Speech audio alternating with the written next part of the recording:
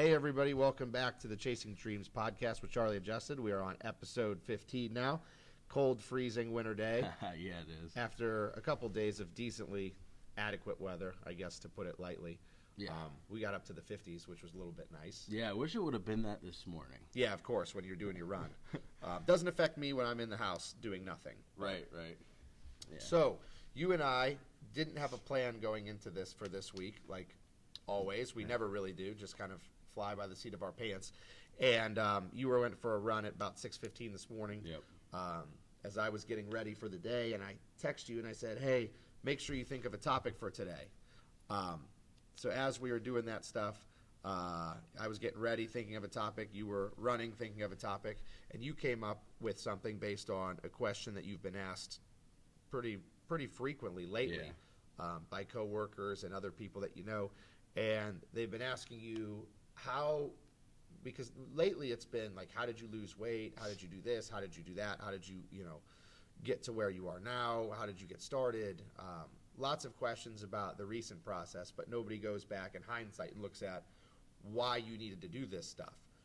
When you were at your worst, how did you get there too? Because we've mentioned it in earlier podcasts, not just successful places, but unsuccessful places. You don't wind up there overnight. It's a path that is a long journey and takes a long time. So, you thought that it might be a decent idea and very helpful to other people if we did kind of like a 2-episode mini-series, kind of like our fat loss series, about how Justin became Justin in the bad sense. Right. Where were you before you started? And it just seems like you've been getting that question a lot lately. Yeah. This is it's something that I wanted to talk about because I've been asked to tell the story of not my success, not learning how to run. Obviously, we're going to go down that road because that's where we're at today. So that's where the story not ends, but gets to current. But where I came from, where this story started, and I figured while I was running, I was like, it's cold. Yeah. This is hard. I could quit. I could say I did it, but I'm not going to. And I don't know, just something that popped in my head, man. And I was like, you know what? Let's do that today. If Charlie's cool with it, let's talk about. Let's tell the story. Let's we've told the weight loss story. How I was 526, and in the course of a year, I've lost 226 pounds. I started running. I got a dream to do an Ironman. To do ultra marathons. Lift weights, get big, get small, all at the same time. But let's tell the story of where somebody else is probably at right now that needs to hear this. You know what I mean? Like, I have things in my head that I've mentally went through and physically and emotionally went through that I did to myself. Yeah. So, let's do it. And I think that at surface value, you have a lot of people that don't seem like they're in bad positions ever. Right. But definitely people are.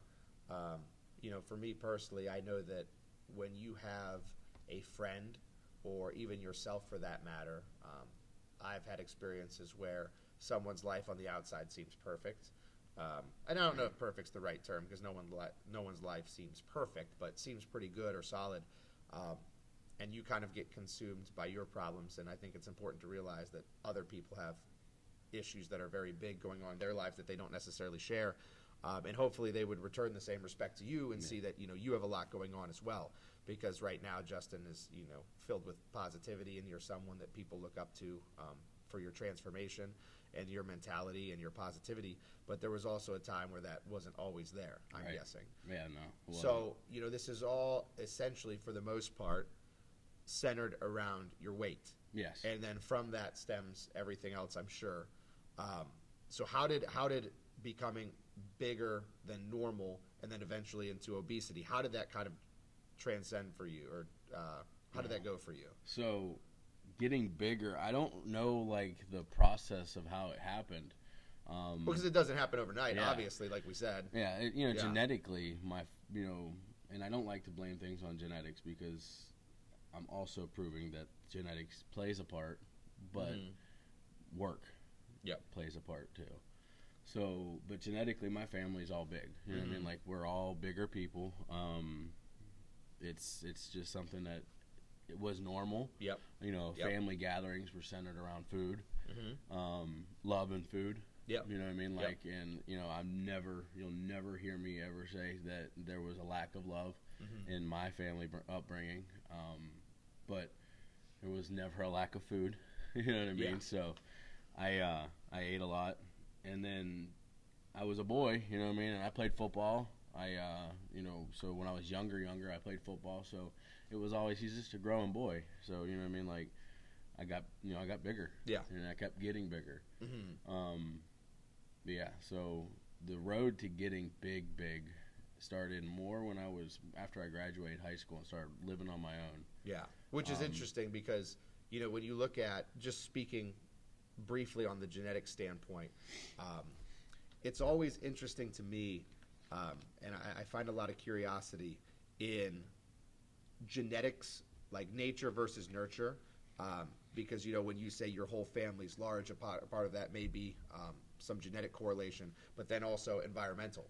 You know, if your parents are big and eating a lot of food, and then you're going to be big and eating a lot of food, and you said that your family was centered around both love and food at gatherings and stuff, and that's like kind of like a mutual, I don't want to say a mutual love, because I feel like to a degree everybody loves food, right. but a mutual kind of like gathering point, or right. something that you can be centered around, where you have commonality there. Yeah.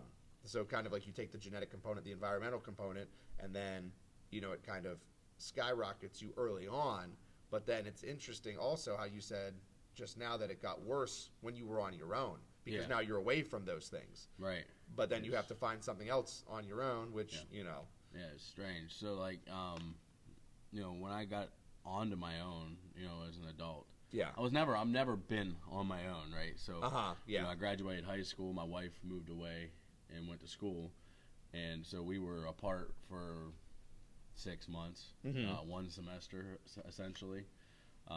She did 6 months away at school and then came home, and we basically moved in together. And I was, you know, the breadwinner, that quote unquote breadwinner. So this is at 18 years old then, right? Yeah, after a semester after college, her freshman year in college. I started making money, you know, we started living, and we was having fun, and she's awesome. You know, she's always supported me in anything I wanted to do, because I think that's kind of where the name Chasing Dreams for this podcast comes from, is I've always dreamed to do things. Yeah. But that's all it ever was a dream. Yep. Because almost always my weight or my size played a really big factor into what we could and couldn't do. I mean, we've had tickets to professional sporting outings, concerts, just anything you can think of that we've just literally thrown away. Free tickets, paid for tickets. It doesn't matter, because I would not go because I knew I wasn't going to fit. Was part of it like complacency too, as far as the weight gain? Like, I have a wife, so I don't have to worry about impressing anybody. Yeah, I live with her. You know, I'm making a stable financial living. Yeah. So I don't need to worry about, you know. Actually, back then it wasn't even a stable financial living. It was just a living. You know what I mean? It was we were living, we were eating, we were happy. That was the thing, is we were happy. And being happy is awesome, but happiness sometimes breeds complacency. Yeah. So I got really complacent. Yeah. Then, you know, I sorry to interrupt you, but I'm just thinking of these random thoughts as you speak that come to my mind. And I think it's really, you know, a testament to your wife, too, how you said how loyal she is. You didn't necessarily use that adjective, but you said that, you know, she's always been super supportive of you. And I think that that's pretty obvious, you know, considering your weight gain. You know, we don't want to be superficial here, but I think that kind of identifies as true love if you're willing to stick by someone who, you know, I don't want to say their life is spiraling, but they're gaining a lot of weight, or somebody who's spiraling in another area. Yeah. You know, if they lose their job and they're in a financial struggle, or they get caught up in trouble, something. If you're willing to stick by somebody through that, then you would think that you could stick by them through anything. So that's funny you say that. So fast forward 6 months after we move in together. Still 18, 19 years old at this point. Yep, 18, 19 years old. Actually, we moved in together on Mother's Day. Okay. In 2008, or 2009. Yep. So now my birthday's in April, so we're just 19 years old at this point. So everybody remembers in 2008, 2009 when everything crashed. Mm-hmm. I lost my job. So not only was I getting bigger because we were living it, living the dream, and now we're struggling because I don't have no money, I don't have no job. So I know I was tasked with taking care of my wife. We were not married at the time. She was just my girlfriend. We were just living together, kind of playing house. And we both could have just went home. Mm-hmm. But I was too proud to do that. Of course. But I couldn't find a job. And this woman, she stuck by me through thick and thin. I know that's a cliche, but literally through thick and thin. Now, is she continuing to go to school at this point? Yes. Okay. Yes, she is. She's going to school, working. She's got a job. She's working full time and going to school full time. Yep. I'm on unemployment and depressed. Oh, for sure. For sure. And looking hindsight, now I can say I was depressed. Back then, I wasn't. I was still having fun. We still had internet. I still had a PlayStation. I was playing games with the boys. Drinking all the time, fishing all the time. Mm-hmm. I was still small enough that I could go and do things. So I catfished every weekend. I'd play video games till 4 or 5 o'clock in the morning. Eat food every day. We were eating good-ish. Do you notice that you're gaining weight? No. Because I know that if you were asked, "Hey, Justin, have you seen that you've gained weight?" Then you could look at it objectively and say, "Oh yeah, I guess I have been gaining weight." But it's not a thought that's going through your head. No, it's not, because it's not being a factor yet. Yeah.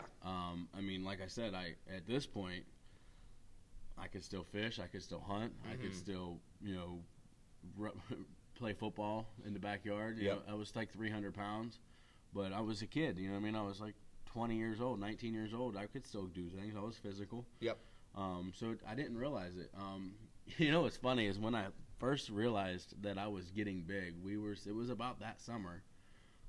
Was over at my wife's grandmother's house cutting her grass. Mm-hmm. And I came in the house, took my boots off, went to the fridge to get a water. Yep. And, I probably lied there.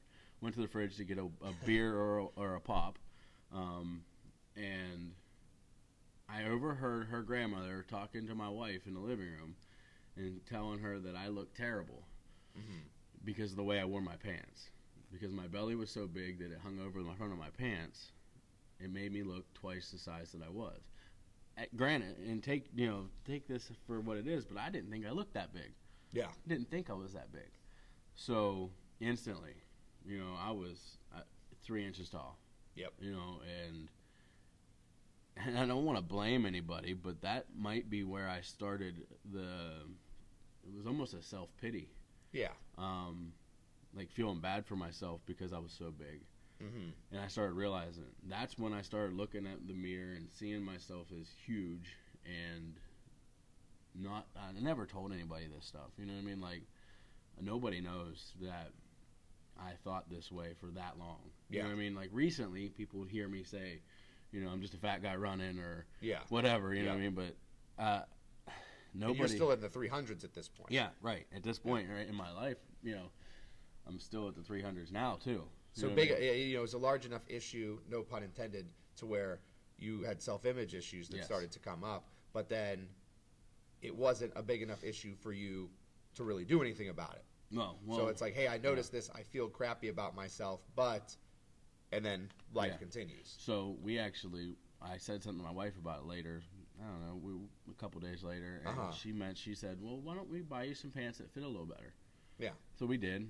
And fast forward to today, that's why I wear my pants over my belly. And this is where this topic came up was one of the guys at work asked me why I wear my pants over my belly because it makes me look bigger, he said. Mm-hmm. And ironically, everybody else in my life has said it makes you look smaller. So, you know what I mean? It's a catch-22, but he never see me with my belly hanging over my pants. Yeah. So, anyways, I don't know. I was just like almost depressed. So I would eat and drink. Yeah. I was drinking a lot this time in life.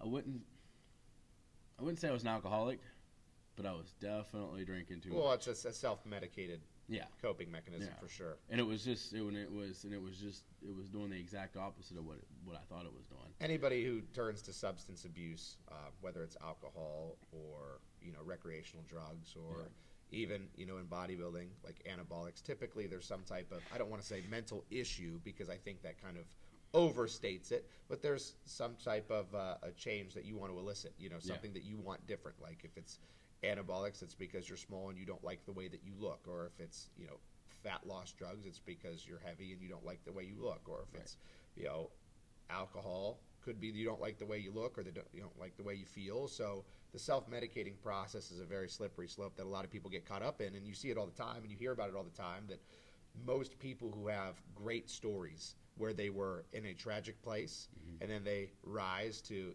a greater triumph, usually the two things I see associated with that are a family issue or a self-inflicted drug alcohol issue. Those are like the two commonalities that you see all the time. Right. It seems like.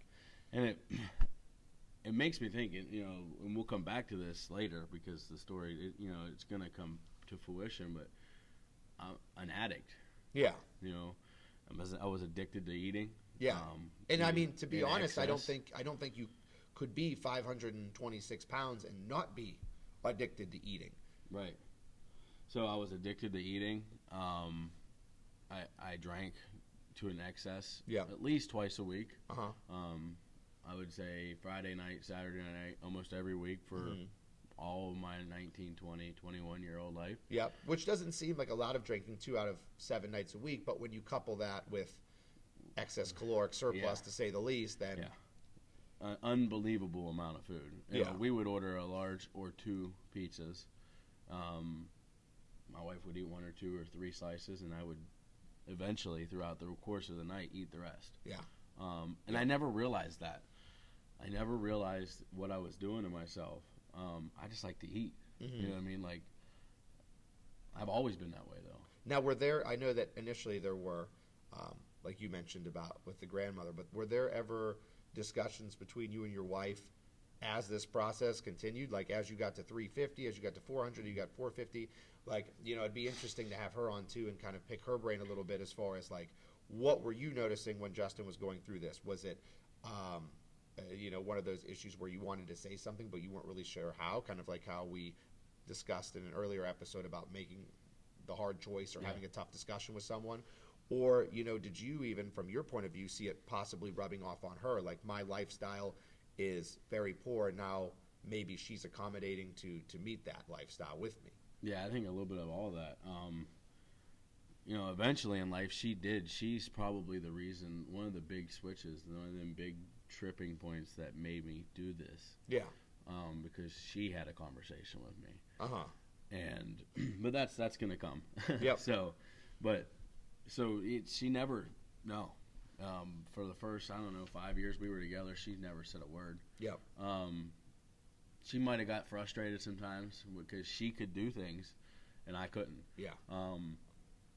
I started to see things change in, like the 2011, 2012, where fishing season would come around or hunting season would come around. Hunting season was worse because when I love deer hunting. I haven't deer hunted in 3 or 4 years now because of my size. I'm to a point now where I can, and I'm just busy.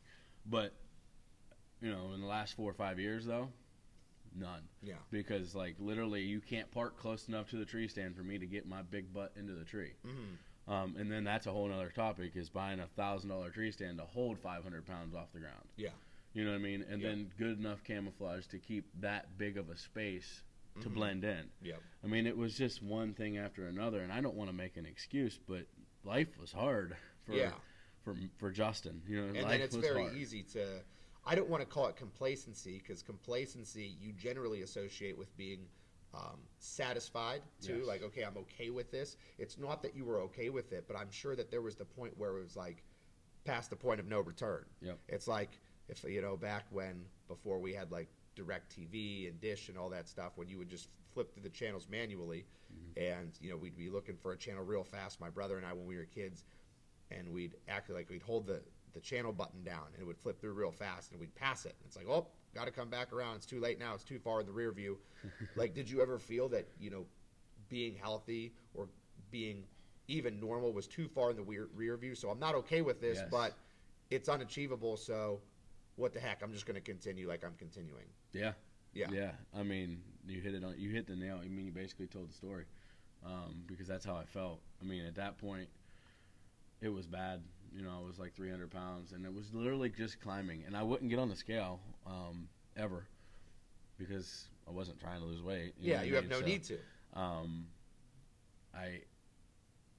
don't know. I know it was climbing because it was continuous. It was every birthday, every holiday, I was getting new clothes that were way bigger. Yep. And then if we fast forward a little bit, that's 2009. 2010 comes around, and I finally get another job. Uh-huh.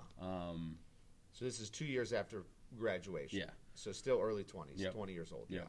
I get another job, and we start to feel a little better Uh-huh. because we got some income rolling, and my self-esteem's going up. Yeah.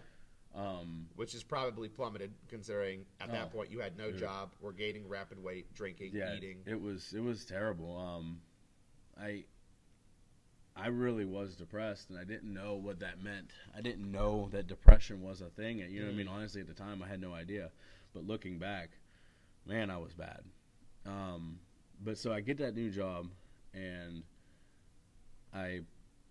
we're doing better. You know what I mean? Like, bills are not piling up now. We're starting to get caught up. Yeah. And I take a job, and that's about a year goes by, and I'm still eating good. You know what I mean? Like, a lot. Not good, eating bad. But I'm still eating into an excess, drinking a lot, playing video games, not doing anything. Yep. And about a year goes by, and I get offered a job making really good money. But it means we have to move 3 hours away to where we don't know anybody. Yeah. So we talked about it and pulled the trigger. I took the job. Now, did you look at this potentially, not from a financial standpoint, but from a self-image, body image standpoint as this might be a fresh start or a new opportunity for me? Or was it still one of those things at that time where I'm maybe more focused on my job and the body can either come later or it won't come later because it's too far past that point? Honestly, I wasn't thinking about physical anything. Yeah. I was literally, we're from East Liverpool, Ohio. It's really depressed. It's a poor town. Mm-hmm. So you're very myopically focused on the financial side of things right now. Yeah. You know what I mean? In hindsight, it's not the most money I ever made, but at the time it is. Yeah. It is substantial.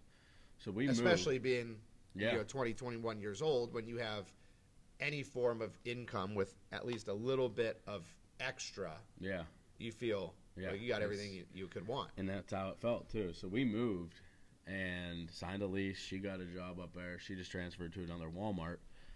And the job never happens. So now we're in trouble. Yeah.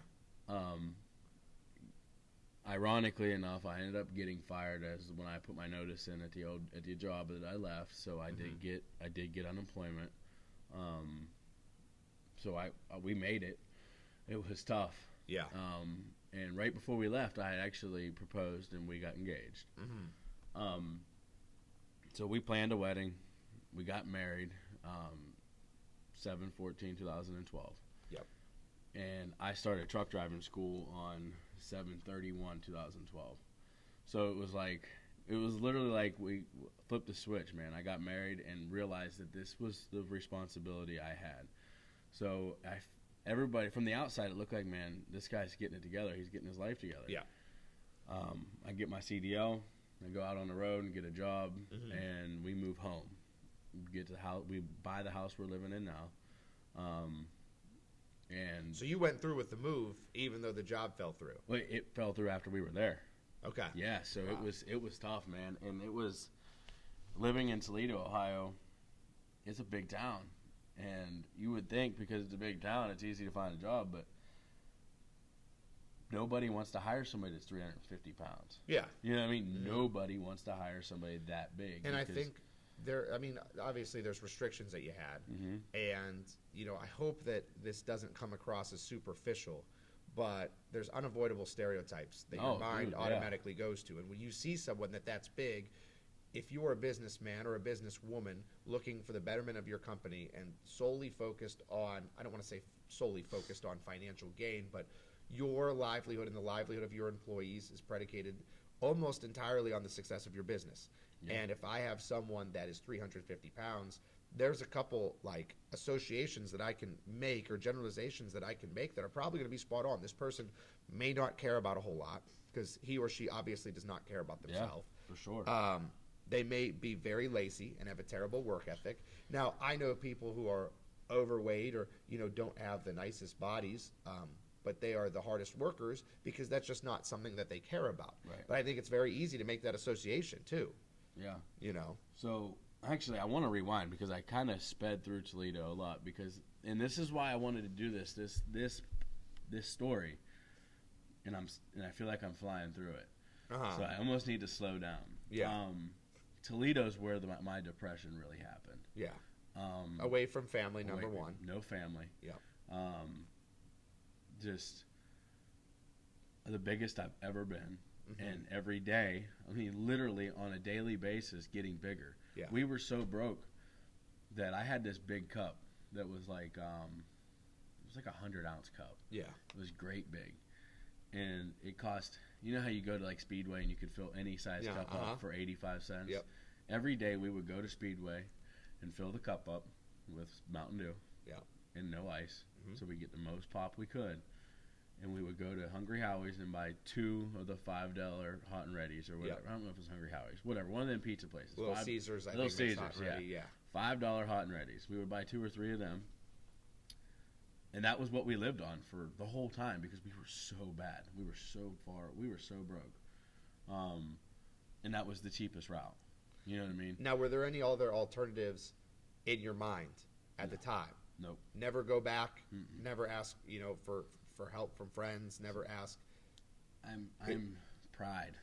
And it's funny you say that because I feel like at that point then you become such an enigma and a paradox in your own world because you have so much pride that you're hesitant. I don't want to say afraid, but maybe embarrassed to ask for help, but not enough pride to look at yourself at face value and say, what the heck am I doing? Oh, dude. It's a very unique situation. Yeah, because if I would have actually asked for help, don't take it the wrong. Don't give me take what I'm saying for granted here. My mom went over and above. You know what I mean? Mm-hmm. Like looking back, we would find. They would come visit. We would find money. Yeah. Yep. Now I know that she was hiding money in our house. Yeah. So that we would find it because I wouldn't ask.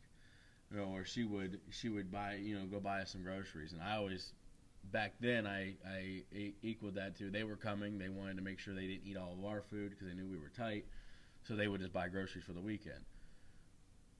Looking back, she's bought a whole grocery cart full of food because of one night. Yeah. Come on. So we had help.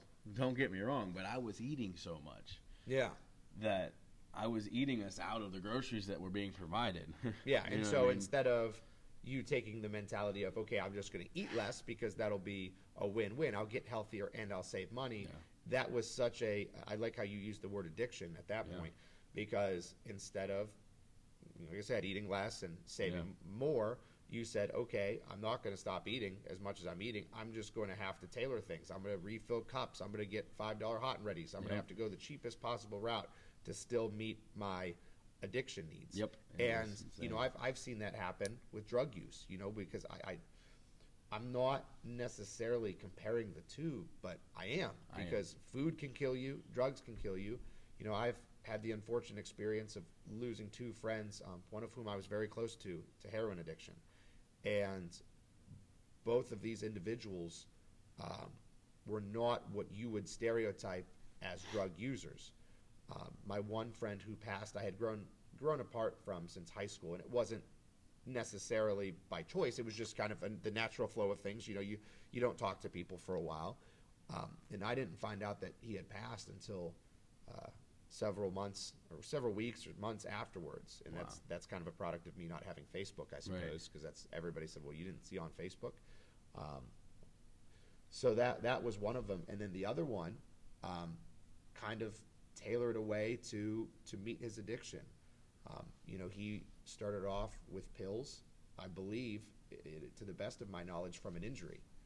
And when you can't get those pills, they become very expensive. Yeah. If you're trying to buy them on your own when you get addicted to pain pills.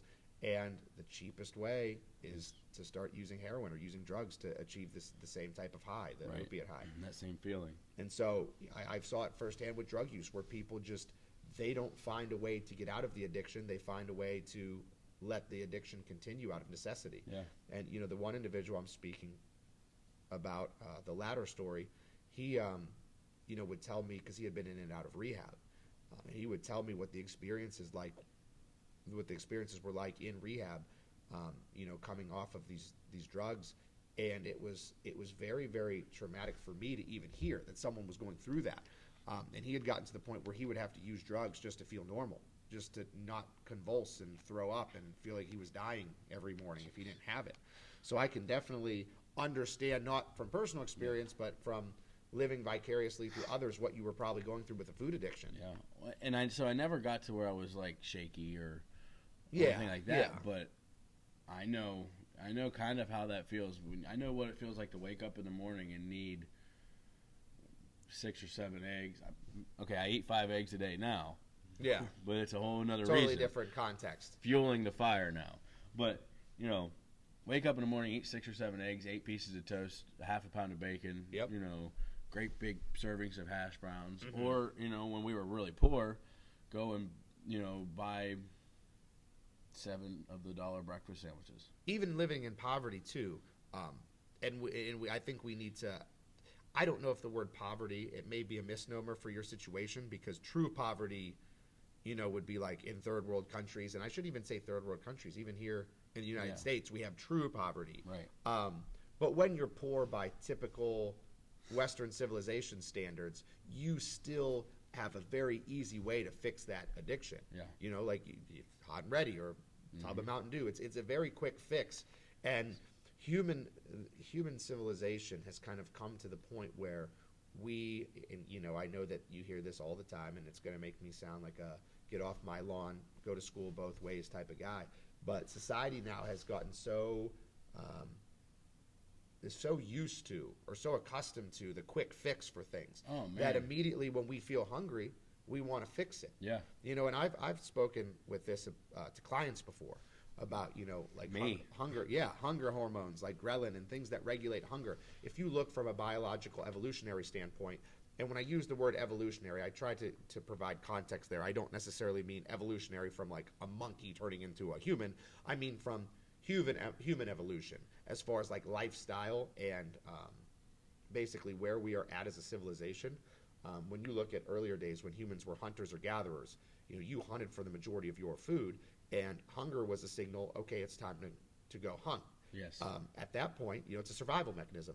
At that point, though, when you're hunting for food, it may take days or even weeks before you're able to kill something and to eat it. Yeah. So that hunger hormone, specifically ghrelin, or items that tell you you're hungry, that's the human body is used to being able to avoid suppression of that. You don't need to suppress it and fix it right away. You can deal with it, and you're not going to die. Yeah. I mean, you hear online, one of the fads now that I see going around to the trends is fasting for anti-inflammatory processes or benefits. And then I know that people do it for spiritual reasons as well.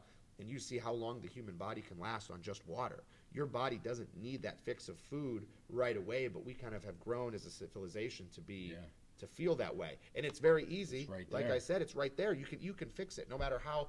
I mean, I shouldn't say no matter how poor you are, but you can always find food if you want food. I mean, you can't leave your house without seeing food. Yeah. Hot and ready to go, nice and quick. It's always fast. Mm-hmm. Everything's always open. Yep. You know what I mean? Like you get off at midnight from work in the afternoon shift, and something in town on your way home from work is going to be open. Yeah. That's the problem. Yep. So you're right. That's a whole other topic. That Yeah. is a absolutely whole nother topic that drives me absolutely crazy. But So to this point, you have been a child who grew up in a food-centric home. Yeah. Overweight parents, yourself being overweight, that it just became the normal for you. It wasn't out of the ordinary, especially because you were playing sports. You were being many would consider a normal kid. You're just a fat normal kid at that point. Just a fat kid, yeah. And then, you ran into life hit you quick. You run into some financial issues. I don't want to say marital issues in the sense of like you had trouble in your marriage, but marital issues is a sense of you're a 19-year-old kid getting married or getting engaged or at least moving in at the time. You're moved in, so you can call her your girlfriend, but she's more or less your wife at that point. So life kind of comes at you quick. You get a job, then you don't get it. You're unemployed, but you're already moved out, away from your family. So you're kind of living independently, getting bigger by the day, getting poorer by the day, getting more depressed by the day, and now it's starting to accelerate and probably snowball. Oh, it's terrible. So when we moved to Toledo, I was real excited. Yeah. Because it's up on Lake Erie. I'm a fisherman by trade. That's what I love to do. Like, not by trade, but it's not like in my profession, unfortunately. But it's something that I am passionate about. I absolutely love fishing. Yep. Fishing, deer hunting, that country lifestyle. That's who I've always been. So they have this thing called the walleye run, where the walleye run from the lake up into the Maumee River, and everybody that fishes, that likes to fish, that's where they're at. That's what they're doing. At that time of the year, everybody is in the river every day trying to catch them big walleye. Yep. So I was like, I'm not working. Fishing's cheap, so I'm going to go do this. Like, I'm going to go and experience the walleye run. That's when I realized. That's when it started to sink in.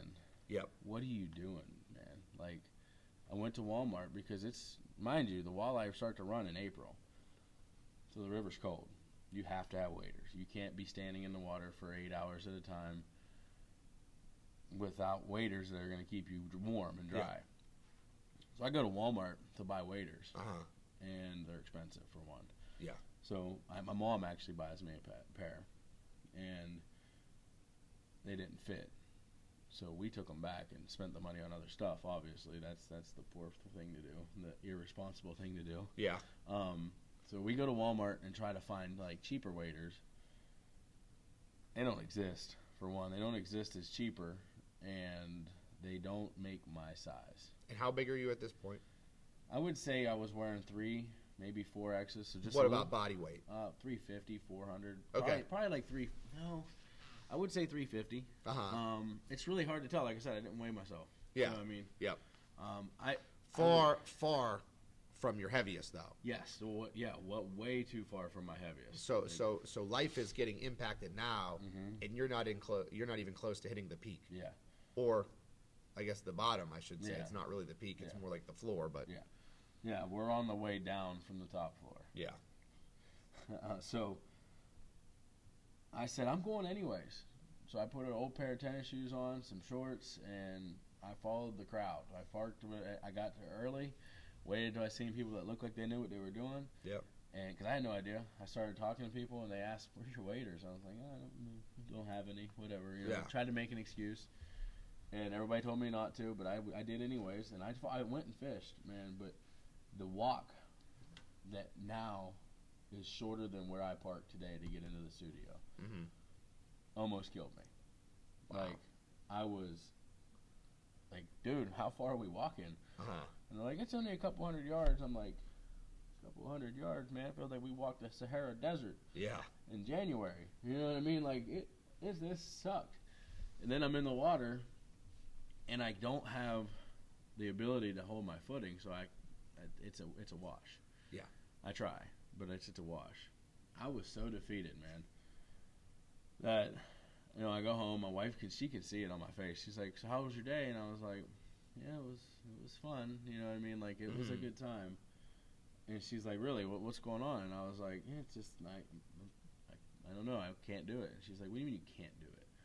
You've always been able to fish. What do you mean?" I'm like, "I physically can't do it. I don't understand." And that's when I think the depression really started. Like, because looking back, I really was depressed. Like, I was in a pretty dark place where I didn't know how to get out of. And I did. I knew how to get out of it. I just didn't know how to make myself get out of it. Yes. Yes. Because it's easy. You know what I mean? Like, eat less. Literally, at that point in life, it's literally eat less. Yeah. You know, could solve a lot of problems. Eat less, do more. Yep. But I did the opposite. I ate more. Did less. Trying to make this, trying to make light of a pretty dark thing. But a whole year goes by to the next walleye run. Now let me interrupt you real quick. So, are you receiving unemployment this whole time? Yeah. So before you go on to the next walleye run, because you said it was a year later. Yeah. Okay, so it's like an annual thing. What is the daily life like? Oh, it's I mean, like it just seems like because you're too big to do anything. You're not working.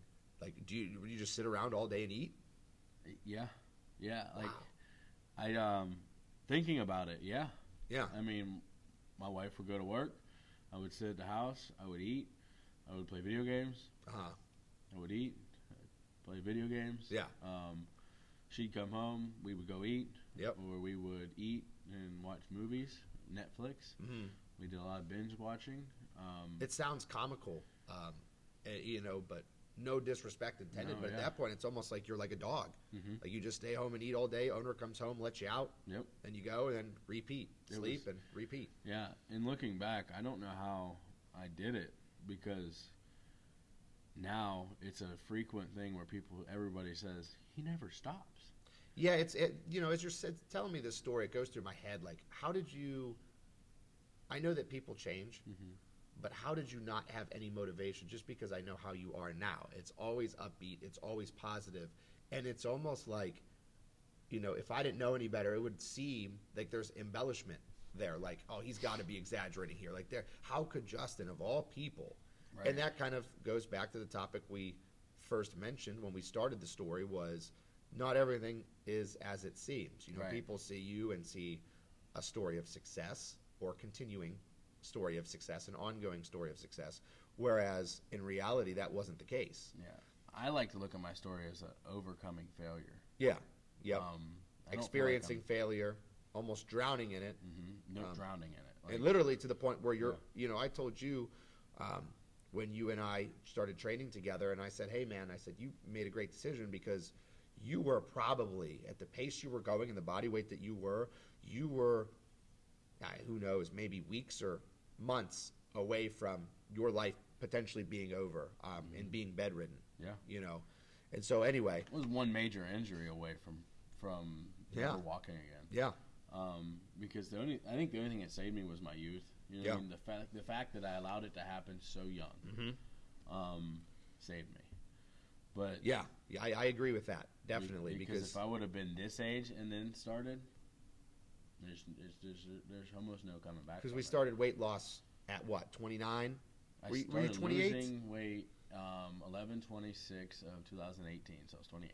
Okay, so you're young enough. Yeah. Obviously, having orthopedic issues from bearing so much weight and being largely inactive. You have an excessive amount of body fat, upwards of 526 pounds when you first started. But you were young enough to where I can still make this happen. Yeah. So, from a physical standpoint, not just a mental standpoint. But. And going back to like earlier when I said I was kind of speeding through this too fast, that's another thing that happened is before we moved to Toledo, I was at a pool party at my wife's grandmother's house. Yeah. And there's a ledge around the outside of her pool. I was standing on the ledge and for some reason got distracted and turned to walk off and destroyed my ankle. I spent like 6 months in a walking cast. Never broke nothing, just stretched and tore tendons and ligaments and stuff. And the doctors wanted to do surgery, but they were like, we're not operating on you. You're way too big. And I was like 300 pounds. Yeah. So in my head, I'm like, what do you mean? Like, yeah. What do you mean you're not going to operate? I was playing basketball last week. How is that possible? But yeah, so that might have been that immobilization, not being able to do much, sucked. You're in a cage. Yeah, I caged myself, but I caged myself. You know what I mean? Because if I wouldn't have been as big as I was then, you know, you don't get hurt. When you roll your ankle, you don't. It doesn't debilitate you. I know that because I rolled my ankle earlier this week in a run, and I finished the run. Yeah. You know what I mean? So, like, it's apples to oranges almost. And then I'm sure when you look back on it, too, that, you know, when you mention, I feel like I'm rushing through this sometimes because you keep getting these instances that hit you, like kind of like flashbacks of situations where you were either too big to do something or you felt embarrassed because the story happened.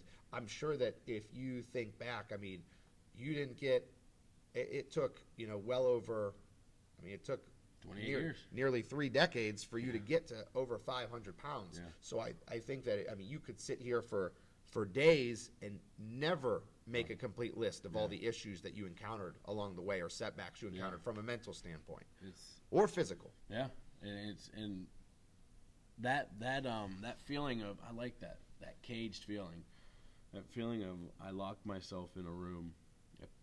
My boss puts it this way: people put themselves in a box. Mm-hmm. When you restrict yourself from what you can do, you put yourself in a tiny little box. Yeah. Only you determine the size of the box that you're in. I have decided to break that box.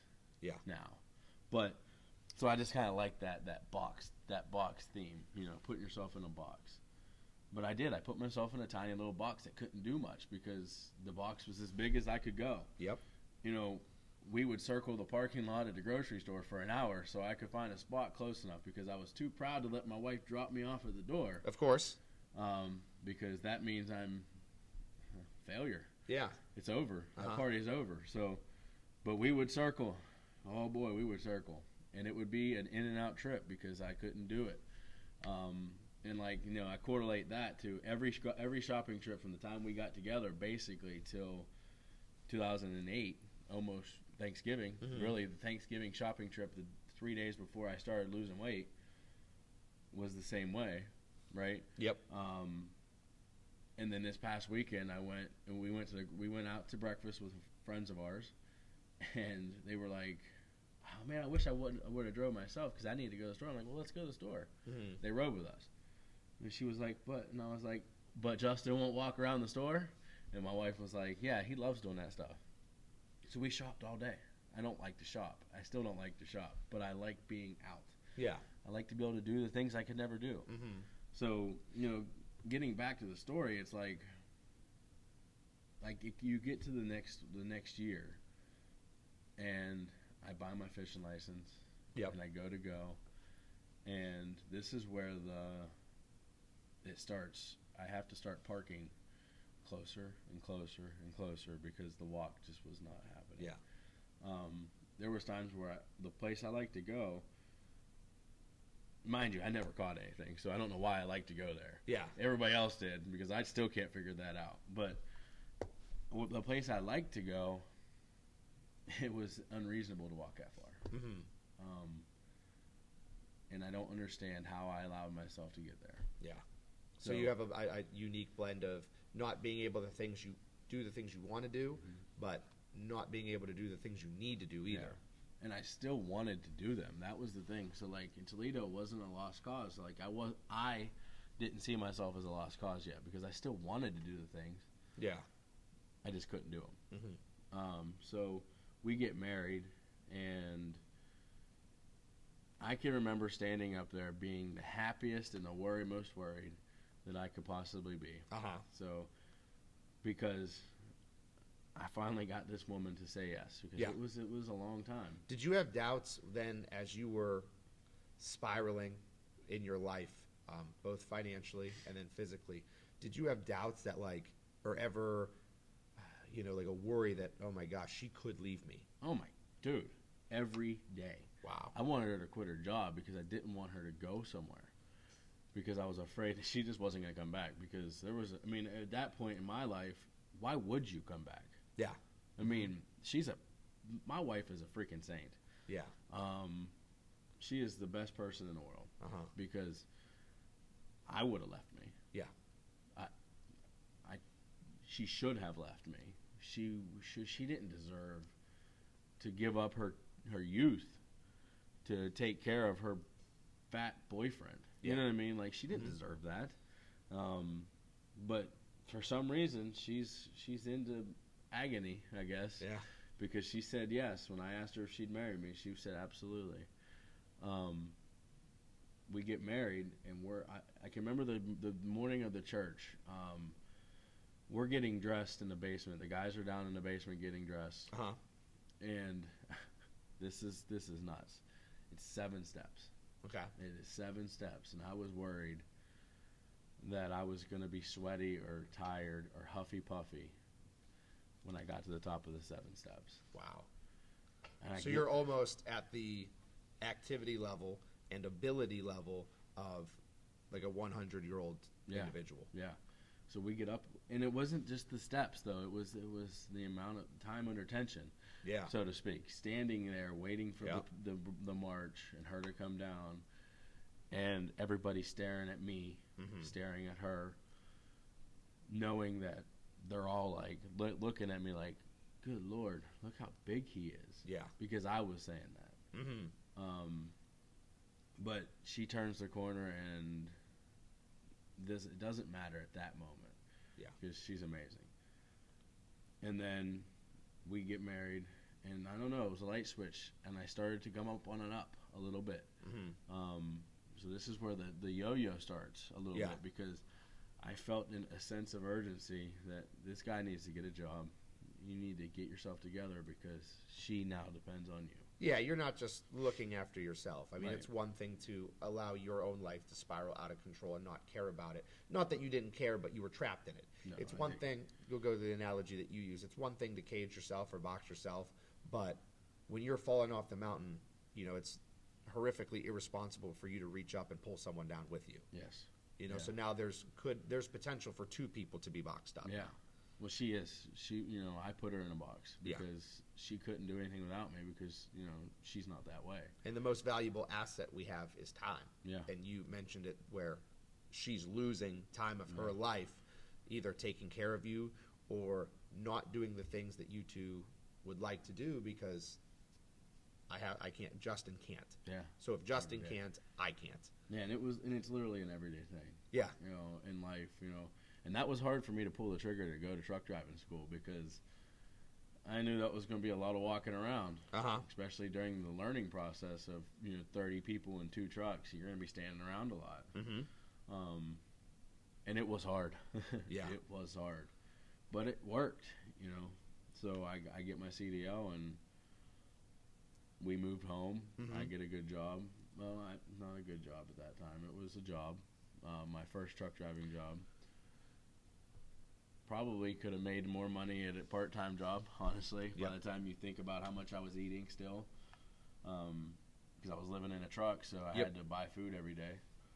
But it was insane. So at this point, to summarize, your life continues to build to the point where, actually, I don't know if build's the right term. It's probably breaking down. Yeah, you're crumbling. You're demolishing up until you marry your wife. Yeah. And now you begin to see a little glimmer of hope, light at the end of the tunnel. But it gets worse. I was going to say it gets worse, unfortunately, now where you see the light and you're, I'm guessing, roughly 400 pounds. I know where I was now, actually. You know what I mean? Like, I can put a number on it because when I got my first physical, I was 325 pounds. So I got my first DOT physical, I was 325. So that's where I was at. I was at 325. And that's hard to believe today. Yeah. That 25 pounds ago, I was that debilitated. And it's a kind of foreshadowing of what's to come when you're 325 pounds and debilitated, but then you went up 200 pounds from that. Like, it's almost difficult to believe that you could allow yourself to get any worse given the current situation you were in. But lo and behold, you see a glimmer of hope or some light at the end of the tunnel where you get some motivation. But then you said, the next part of the story is life becomes a roller coaster. Before, it was down, down, down, down, down, down, down, which not that you're underplaying how bad that is, but at least it's predictable. Yeah.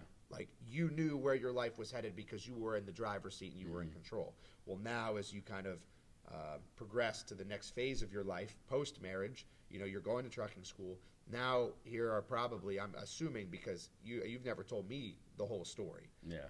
But I'm assuming that now as life becomes roller coaster-ish, it also becomes, covered and littered with unpredictable events too. Yeah, it's crazy. And I feel like I don't want to start. Yeah. I don't want to start the next part of this without an open clock. Because this one is going to be, I'm not going to be able to shut up. I'm not going to be able to stop. And I hope that people are intrigued enough from this episode to want to hear the rest, because that was like the build, right? To me, that was the building blocks to show where I was really at, because like you said, we weren't even the worst. Yeah. And I seen a little hope, and I wouldn't even call it hope. It was just, maybe it was hope. I don't know. I don't know how to explain it exactly. So that's a good explanation. But this next section, this next part, next week or whenever we do the next part, it'll probably be the hardest thing I've ever told anybody. But I hope everybody enjoys it and hates it just as much as I do. Yeah. Because if you hate my story, maybe you can look at your story. Yep. Because everybody's got one. Everybody has one. And I think that the fortunate takeaway message that's going to come out of all this is, not only do you each have your own unique story, but each of us is the author of the story too. Yeah. So there's a lot more in your control, despite how small your cage is or how rough your life is currently. Yeah. I think that there's something to be said for your ability to change it, but then also, and probably just as important, you need to be cognizant of the fact that you have the ability to make it worse. Yes, you do.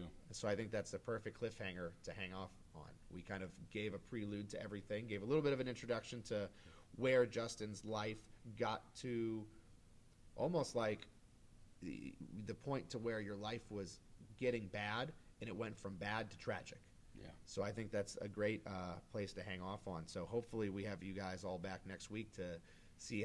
Never would say how the story ends, because a wise man once told me there's no such thing as before and after pictures, just before and during.